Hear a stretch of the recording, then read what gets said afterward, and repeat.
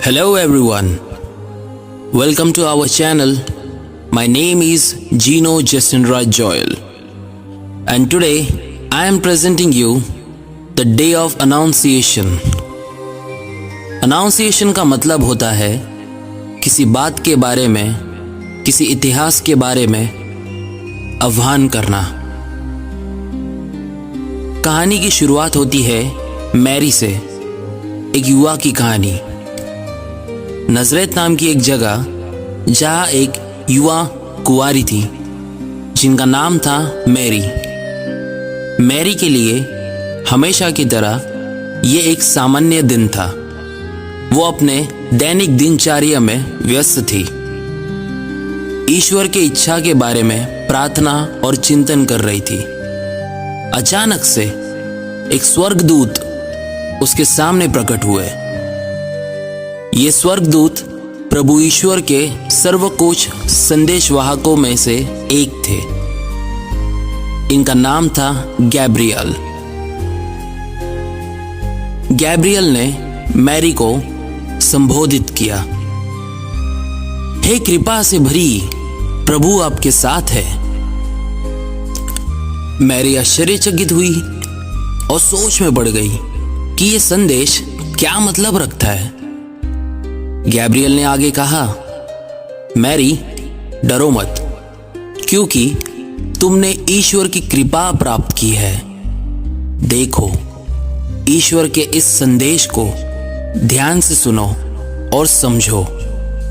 तुम्हारे गर्भ में एक पुत्र का जन्म होगा और तुम उसका नाम यीशु रखोगी।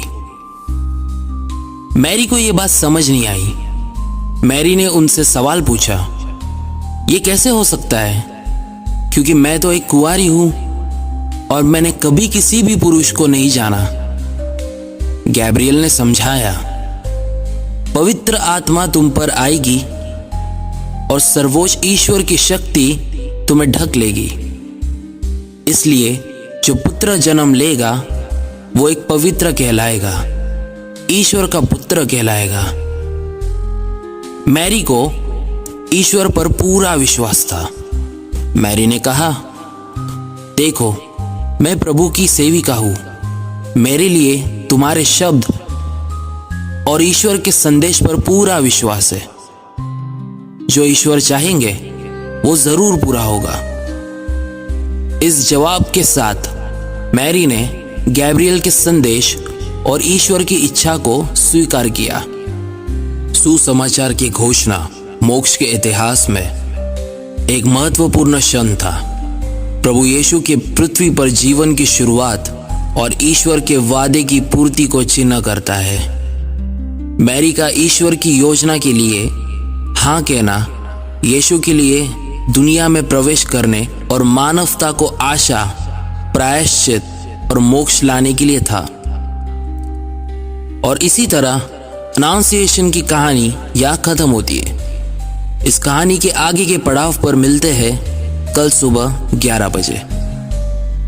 हे ईश्वर, हम आपको मैरी के हाँ के उपहार के लिए धन्यवाद देते हैं।